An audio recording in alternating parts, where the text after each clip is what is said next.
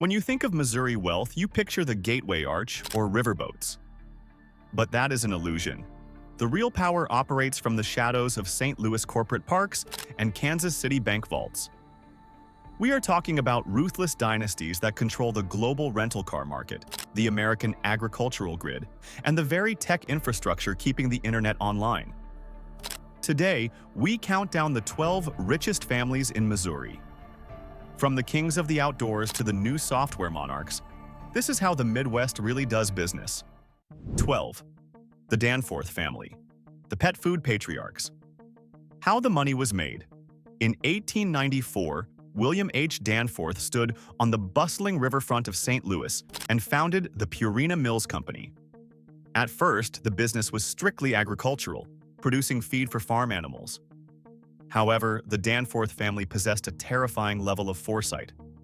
They recognized that America was urbanizing rapidly and an entirely new, deeply emotional market was forming: domestic pets. They pivoted their massive industrial supply chains into mass-producing commercial dog and cat food, effectively inventing the modern pet care consumer category. How it was protected. The Danforth dynasty insulated their staggering wealth by executing a perfect pivot from industrial grit to elite academic prestige. They didn't just build factories, they built the city. William H. Danforth's grandson and namesake became the chancellor of Washington University in St. Louis, single-handedly transforming the school into a global academic powerhouse fueled by a multi-billion-dollar endowment. By weaving their family name into hospitals, universities, and massive charitable trusts, they protected their legacy from corporate raiders and political taxation. The power move. In 2001, the family and the corporate board orchestrated one of the most brilliant exits in Midwestern history. They sold Ralston Purina to the massive Swiss conglomerate Nestlé for a jaw-dropping $10.3 billion in cash and assumed debt. They successfully abandoned the low-margin, highly volatile world of manufacturing physical goods, cashing out at the absolute peak of their valuation. What most people misunderstand. The general public looks at the iconic red and white checkerboard logo and assumes the Danforths were just sweet, philanthropic animal lovers. That is a massive underestimation. They were ruthless, highly optimized agricultural industrialists. They built a towering empire by monopolizing raw grain commodities, vertically integrating the supply chain, and transforming cheap agricultural byproducts into high-margin consumer lifestyle brands. 11. The Kemper family, the Midwestern financiers. How the money was made. The Kemper financial dynasty began in the late 19th century with William Thornton Kemper Sr. He was not a man who believed in slow, incremental growth. He aggressively built an empire that straddled banking, insurance, and the rapidly expanding Midwestern railroad networks. Today, the Kemper family commands a colossal financial apparatus, maintaining heavy controlling influence over both Commerce Bank shares and UMB Financial Corporation, two of the most powerful banking institutions in the region. How it was protected. The Kemper family protected their multi-generational wealth through strategic fracturing. Unlike other families that consolidated their power into a single, vulnerable holding company, the Kempers divided their financial empire among different branches of the bloodline. This prevented antitrust regulators from dismantling their monopoly and ensured that if one sector of the banking market collapsed, the other family institutions would easily survive the financial winter. The power move. They do not simply bankroll the city of Kansas City, they dictate its high culture. The family established the Kemper Museum of Contemporary Art in Kansas City and the Mildred Lane Kemper Art Museum at Washington University in St. Louis. This is the ultimate aristocratic power move, transforming cold, calculating banking wealth into priceless, culturally untouchable fine art collections that guarantee their name commands absolute respect in the highest echelons of society. What most people misunderstand. You likely recognize the Kemper name from the famous comedic actress Ellie Kemper, known for The Office and Unbreakable Kimmy Schmidt. The public assumes she is merely a talented, successful Hollywood actress. What they completely misunderstand is that she is a direct heiress to one of the oldest, most ruthlessly fortified banking fortunes in American history. She does not need a Hollywood paycheck. She belongs to a financial dynasty that has literally funded the economic expansion of the American Midwest for over a century. 10. The Schnuck family. The grocery gods. How the money was made. In 1939, Edwin Schnuck started a modest wholesale meat delivery business in St. Louis. But his family did not intend to remain mere butchers. Craig Schnuck and the succeeding generations systematically expanded that single meat route into Schnuck markets, a terrifyingly efficient, massive supermarket juggernaut. They dominate the retail grocery sector across Missouri, Illinois, and Indiana, generating billions of dollars in annual, highly dependable revenue. How it was protected. The Schnuck family protected their vast wealth through absolute, unyielding regional saturation. When massive national supermarket chains attempted to invade St. Louis, the Schnucks fought a brutal, highly tactical retail war. Their ultimate victory occurred in 1995 when they outright purchased national supermarkets, instantly swallowing their largest regional competitor and establishing an impenetrable monopoly over the local consumer base. The power move. While competitors are forced to pay exorbitant rent to commercial landlords, the Schnuck family executes a completely vertical real estate strategy. They do not just lease their stores. They actively acquire the sprawling shopping centers that house them through their own private real estate development arm. They operate as their own landlords, simultaneously collecting grocery profits and massive commercial rent from the smaller businesses trapped in their plazas. What most people misunderstand. When the average citizen walks into a Schnucks, they see a friendly, brightly lit neighborhood grocery store. They see fresh produce and local branding. What they fail to realize is that they are walking inside a highly optimized, privately held logistical machine. The Schnuck family controls the literal caloric intake of the entire St. Louis metropolitan area. They prove that you do not need to build software to become billionaires. You simply need to monopolize the food supply of a major American city. 9. The Busch family, the Brewer Barons. How the money was made. The historical foundation of Missouri wealth was fermented in massive steel tanks. Adolphus Busch married into the Anheuser family and immediately recognized that local brewing was a small-time hustle. He wanted the entire country. He aggressively pioneered the use of pasteurization and refrigerated rail cars, allowing him to ship his beer nationwide without it spoiling. He transformed a regional St. Louis brewery into Anheuser-Busch, the undisputed titan of the global alcohol industry. How it was protected. The true test of the Busch family's absolute power occurred during Prohibition. When the U.S. government outlawed alcohol, thousands of American breweries were immediately bankrupted. The Busch family survived by ruthlessly adapting their massive supply chains. They manufactured yeast, malt extract, and a non-alcoholic beverage called Bevo, keeping their factories running and their delivery networks perfectly intact. When Prohibition ended, they were the only monopoly left standing, instantly conquering the market. The power move. The Busch family built an entire empire of massive theme parks, known as Busch Gardens. But these parks were not created because the family loved roller coasters. They were engineered as colossal, tax-deductible marketing write-offs designed solely to promote their beer to the American public in a family-friendly environment. It was a masterclass in subliminal corporate dominance. What most people misunderstand, in 2008, Anheuser-Busch was subjected to a hostile takeover by the massive Belgian conglomerate InBev for an astounding $52 billion. The media portrayed this as a tragic loss for the family. What the public entirely misunderstands is the math.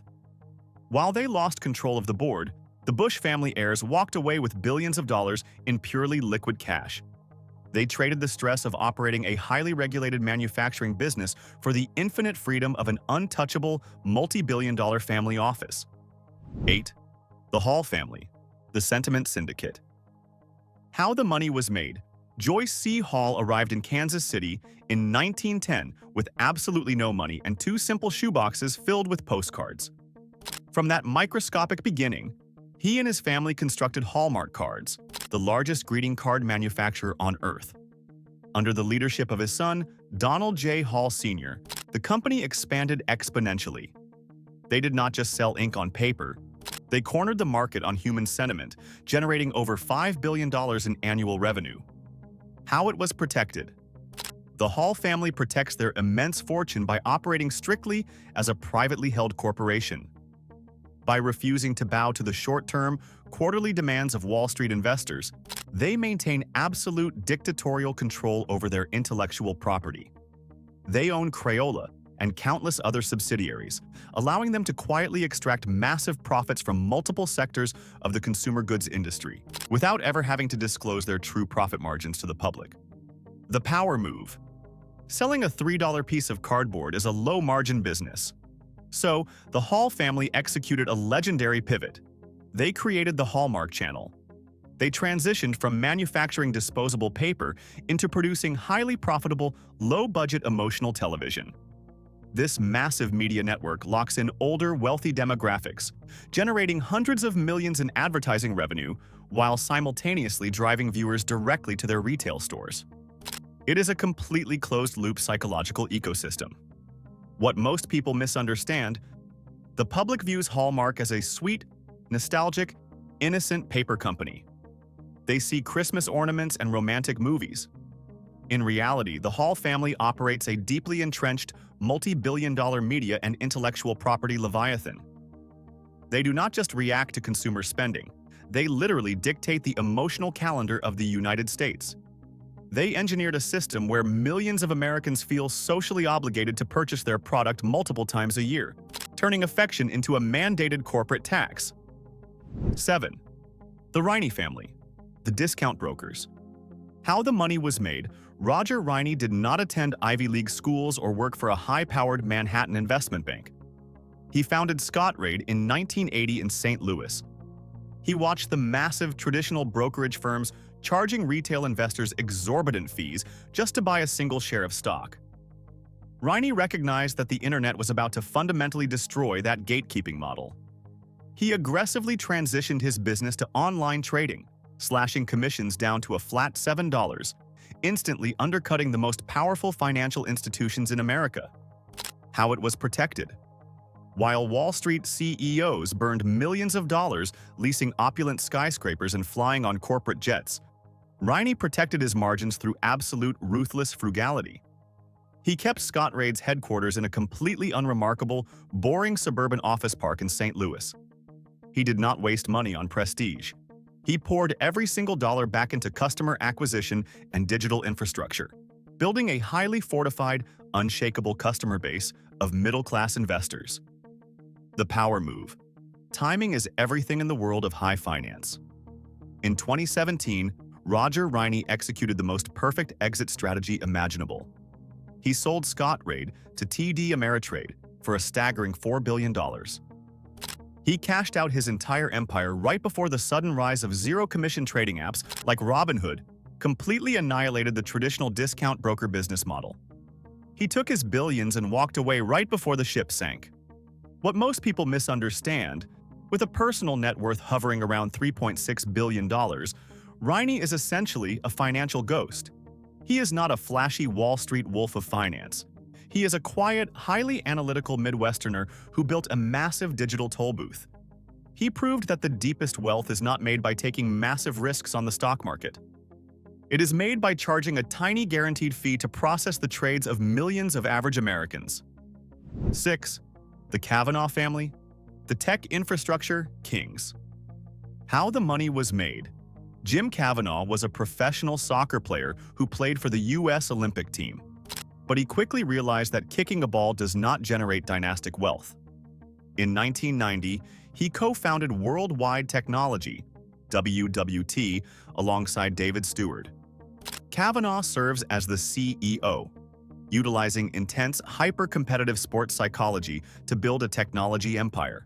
WWT provides the incredibly complex physical hardware and cloud architectures required by the largest corporations and government agencies on the planet. How it was protected. The Kavanaugh wealth is heavily protected by avoiding the flashy, high-risk consumer software market. WWT does not build social media apps that teenagers abandon after 6 months. Instead, they operate massive advanced technology centers in St. Louis, testing and integrating multi-million-dollar physical server deployments for clients like Cisco, Apple, and the Department of Defense. It is a high-barrier, deeply entrenched B2B monopoly. The power move.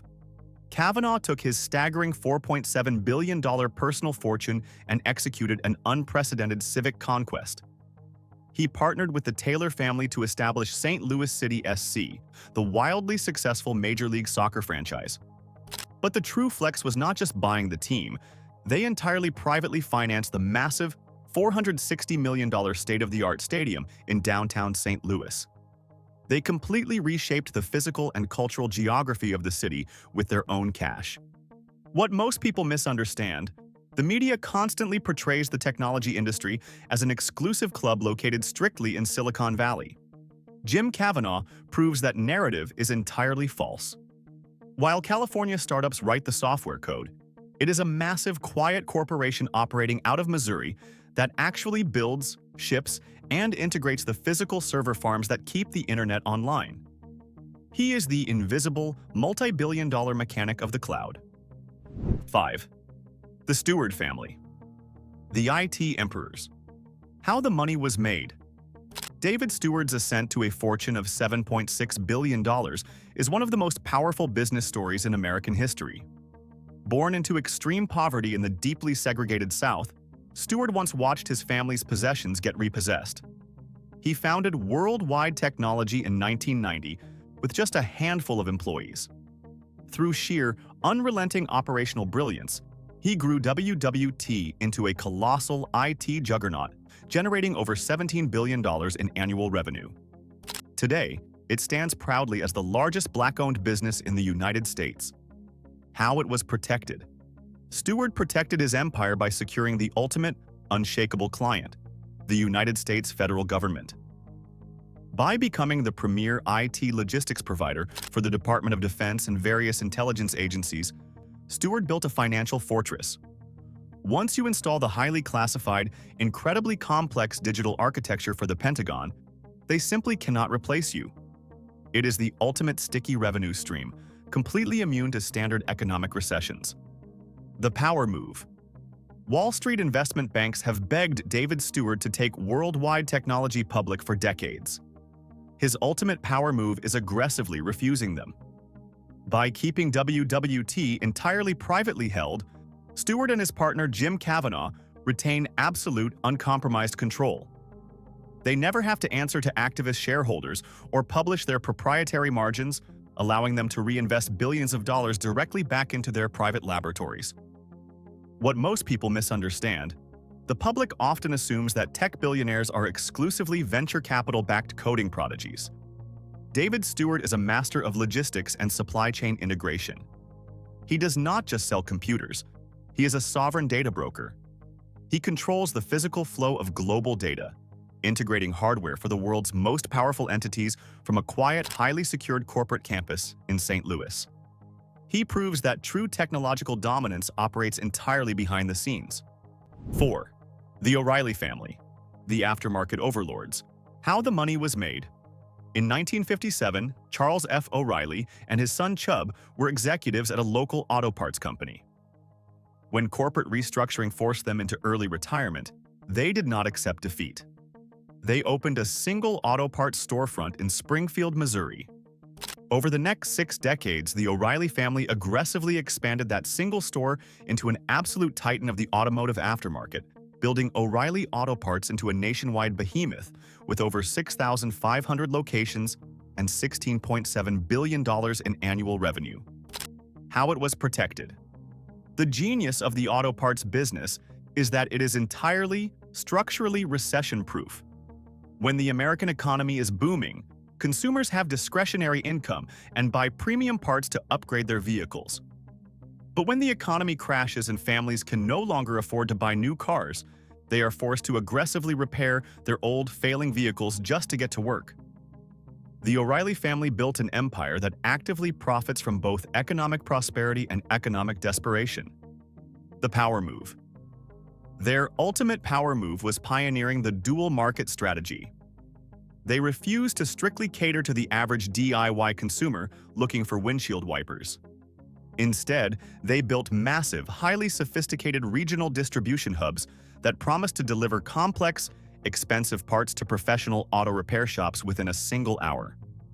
By serving both the individual consumer and the professional mechanic simultaneously, they completely crushed their competitors. What most people misunderstand: when the average person drives past an O'Reilly Auto Parts store, they see a gritty retail shop with bright green neon signs. They completely fail to comprehend the financial leviathan operating behind the counter. O'Reilly Automotive is a Wall Street juggernaut, boasting a market capitalization approaching $80 billion. The family turned brake pads, alternators, and spark plugs into one of the most ruthless, reliable wealth compounding machines in the history of American retail. The O'Reilly family's strategy is a masterclass in capital allocation. To understand how quiet billionaires build such massive fortunes, I've tagged The Outsiders by William Thorndike on the screen. It is essential reading. 3. The McMillan Cargill branch. The agricultural monarch. How the money was made. Pauline McMillan Keynoth, quietly residing in St. Louis, represents a fortune so massive it practically operates as its own sovereign nation. She is a direct heiress to the Cargill fortune, the largest privately held corporation in the United States. Founded in 1865 by William W. Cargill at the end of the American Civil War, the company grew from a single-grain flat house into a terrifyingly massive global agricultural leviathan that currently generates over $160 billion in annual revenue. How it was protected. The Cargill Empire is a 150-year-old impenetrable family fortress. They trade the global food supply, operating across 70 countries. The family fiercely protects their wealth by aggressively refusing to take the company public. By keeping nearly 90% of the equity securely locked inside the bloodline of the roughly 100 heirs, they completely shield their operations, their profit margins, and their geopolitical influence from the prying eyes of the Securities and Exchange Commission and Wall Street analysts. The power move. The Cargill-McMillan family does not actually farm the land. Their power move is owning the choke points of global survival. They own the massive grain elevators, the towering processing plants, the international ocean freighters, and the industrial slaughterhouses. They do not take on the massive risk of dealing with unpredictable weather. They simply extract a toll on the movement of the food. What most people misunderstand, with an estimated personal net worth fluctuating between $7 billion and $9 billion, Pauline McMillan Keynoth is frequently recognized as the absolute richest person in Missouri. Yet she does not run a local Missouri business. She represents a global oligarchy. While local politicians debate tax policy and city zoning laws, her family quietly dictates the price of international agriculture. They take a highly lucrative cut of nearly every single calorie consumed on planet Earth. 2. The Morris family, the outdoor oligarchs. How the money was made. In 1972, Johnny Morris was an avid angler who was frustrated by the lack of high-quality fishing gear available in his hometown. He started selling premium fishing tackle out of a tiny 8-square-foot space in the back of his father's Brown Darby liquor store in Springfield, Missouri.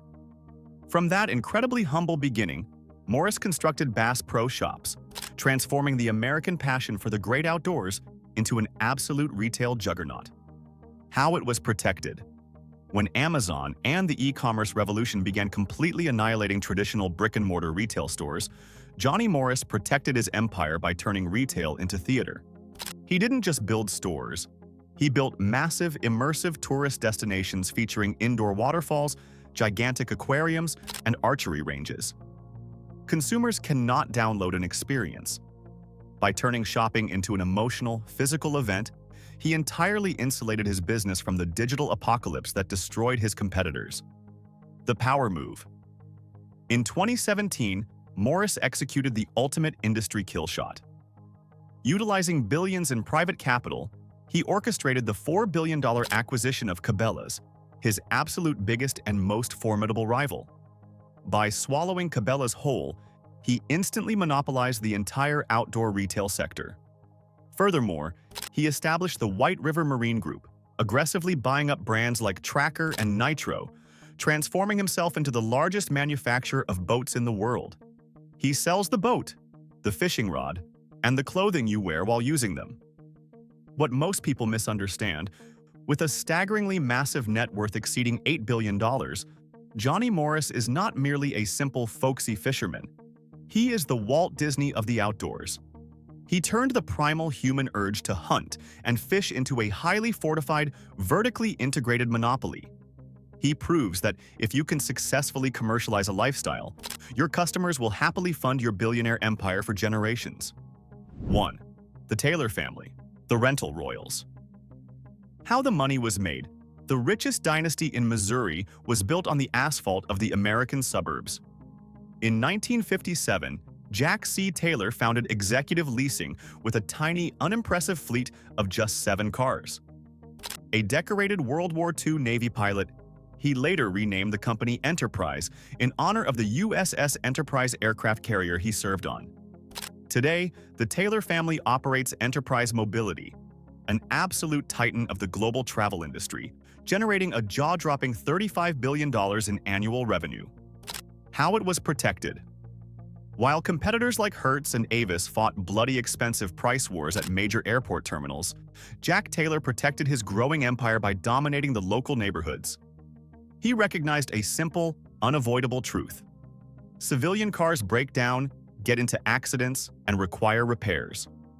By securing massive, deeply entrenched B2B contracts with every major auto insurance company in America to provide replacement vehicles, Enterprise secured a permanent, highly sticky revenue stream that their competitors completely ignored until it was too late. The power move.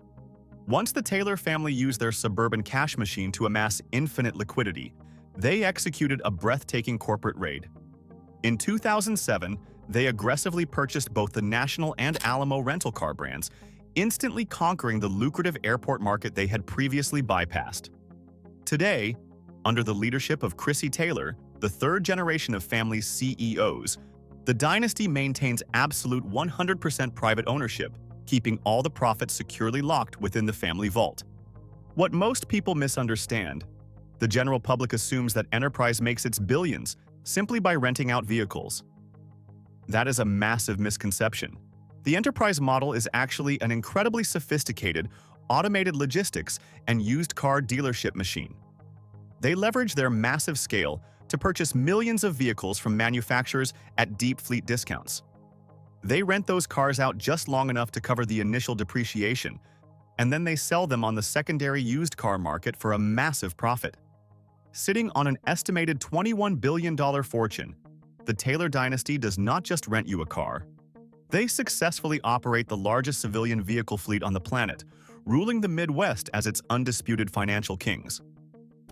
Missouri is not just a flyover state, it is a privately owned fortress for the ultra-wealthy. From the silent agricultural heirs to the new tech monarchs, these dynasties literally own the infrastructure of your daily life. Which of these Midwestern empires holds the most absolute power? Let me know down below. If you want to understand who really runs the world, make sure to like and subscribe to Global Status. We track the money so you don't have to.